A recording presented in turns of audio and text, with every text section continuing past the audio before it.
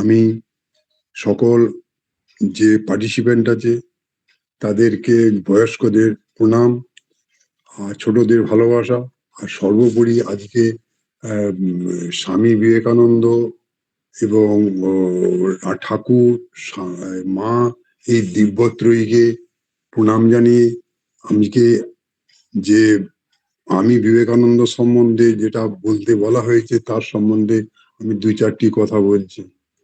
এখন আমি বিবেকানন্দ এইটা ভাবাটা আমার খুবই মানে একটা নিজেকে ভাবাটা, সেটা সম্বন্ধে মানে ভীষণ নিজেকে ছোট লাগে যে এত এত বড়, এত বিশাল বিশাল মহাপুরুষরা সমস্ত বলে গেছে, আর আমরা সামান্য একটু তার সম্বন্ধে বলতে যাওয়া মানে খুবই নিরর্থক।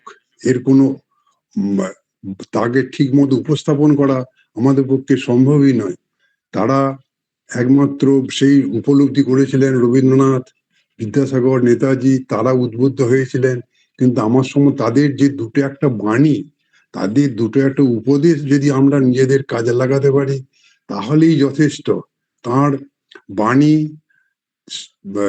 মানুষকে উদ্বুদ্ধ করার জন্য যে সমস্ত বাণী উনি প্রচার করেছেন, যে সমস্ত বাণী উনি দিয়ে গেছেন, রামকৃষ্ণদেব, স্বামী বিবেকানন্দ এবং মা সারদা, তো সেই সমস্ত বাণী তো গোটা পৃথিবীকে, বিশ্ব, সমস্ত পৃথিবীকে কুটুম্বকম করার মতো চিন্তা ভাবনা। কিন্তু সেই শব্দ আমরা অত দূর যেতে পারি না। আমরা যদি প্রত্যেকটা এত বাণীর মধ্যে দুটো একটা বাণী যদি প্রত্যেকে ইন্ট্রোডিউস করি নিজেদের ব্যক্তিগত জীবনে, তাহলেই গোটা পৃথিবী এই আমাদের কুটুম্বকম হয়ে যাবে। তো সেটা করা তার আমাদের পক্ষে, আমরা মানুষ হিসেবে, আমরা সংসারী মানুষ হিসেবে কতটা করতে পারবো সেটা যথেষ্ট মানে সম্ভব নয়। দুটো একটা বাণী তার যদি উপদেশ, তার যে সেগুলো যদি করতে পারি তাহলেই যথেষ্ট। উনি যেমন প্রত্যেকটা গল্প, প্রত্যেকটা উদাহরণ, সে তো মানে প্রতিটি স্টেপে আমাদের উপজীব্য বিষয়। তিনি শিকাগো বক্তৃতায় বলেছেন যে কুয়ার ব্যাঙ আর সাগরের ব্যাঙের গল্প, সেই গল্প সেই গল্প শুনিয়ে কি করেছেন, ধর্মের সংকীর্ণ মনোভাব ও অন্ধবিশ্বাসের পাঁচিল তিনি ভেঙে দিয়েছেন। বিবেকানন্দের ধর্মে কোনো বর্জন, অস্বীকার বা অবহেলা নেই, আছে গ্রহণ, সহিষ্ণুতা। ধর্ম মহাসভার মঞ্চে বলেছিলেন প্রত্যেক ধর্মের উদ্দেশ্য হবে বিবাদ নয় সহায়তা, বিনাশ নয় পরস্পরের ভাব গ্রহণ, মতবিরোধ নয় সমন্বয় ও শান্তি। এক মুসলমান বন্ধুকে লিখেছেন, আমরা মানুষকে এমন এক জায়গায় নিয়ে যেতে চাই যেখানে বেদও নেই, বাইবেল বা কোনো কোনো কোরআনও নেই। তবুও এই আদর্শে পৌঁছতে গেলে বেদ, বাইবেল ও কোরআনের সামঞ্জস্য প্রয়োজন। অর্থাৎ এই যে বিভিন্ন ছোটখাটো গল্প, কুয়ার ব্যাংক আর হচ্ছে যে সাগরের ব্যাংক, আমরা প্রত্যেকে যে যার মতো করে কথা বলি, আমরা নিজের জ্ঞান সীমিত, সে আরেকজন হচ্ছে তার সমুদ্র। কিন্তু আমরা কি করি, আমাদের নিজেদের যতটুকু গণ্ডি তার সেইটুকু জেনেই আমরা আস্ফালন করি, ঝগড়া করি, বিবাদ করি।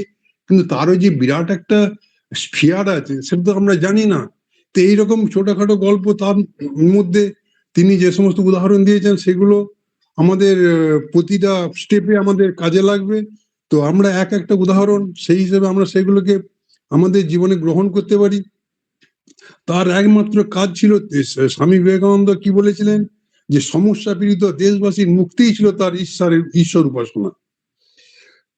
তার মানুষকে বাঁচানোর জন্য স্বামীজি বলেছিলেন, অত্যাচারিত বঞ্চিতদের দেবতাদের, অত্যাচারিত বঞ্চিতকে দেবতার সম্মান দিয়ে তাদের যন্ত্রণাকে নিজের দায় হিসাবে কাঁধে তুলে নিয়ে তাদের পাশে দাঁড়িয়েছেন।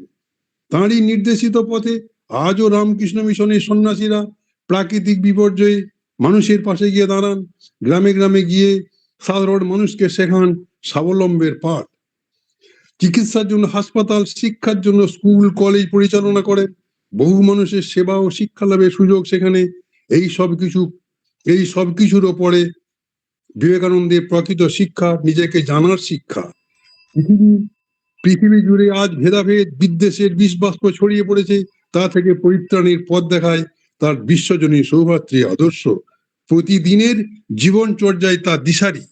প্রতিদিন তাকে আমাদের যদি কিছু কিছু করে অনুশীলন করি, তাহলেই আমরা সমাজকে, দেশকে আগিয়ে নিয়ে যেতে পারবো। বাহ, ধন্যবাদ, নমস্কার সকলকে। খুব সুন্দর স্যার। 5 মিনিট 20 সেকেন্ড খুব সুন্দর পাওয়ারফুল বলেছেন। আমরা প্রায় শেষ পর্যায়ে। আমি অনুরোধ করব সকলকে, যারা আছেন তারা নিজেরা একটু ভিডিওগুলো অন করে নিতে পারেন। আমরা সকলে একসাথে গান শুনবো, গান করব। উৎপল ব্যানার্জি স্যার লিড করবেন। উৎপল ব্যানার্জি স্যার শুরু করুন। এটা মানে ইনিশিয়েটিভটার বা কম্পিটিশন বা যাই বলছেন উদ্যোগটার বাইরে উনি একটা সাধারণভাবে গান করবেন। কোথায় গেলেন উৎপল স্যার? আছি। শুরু করে দিন। শোনা যাচ্ছে? শোনা যাচ্ছে? নয়, পরিষ্কার নয়। শোনা যাচ্ছে? শোনা যাচ্ছে, পরিষ্কার নয়।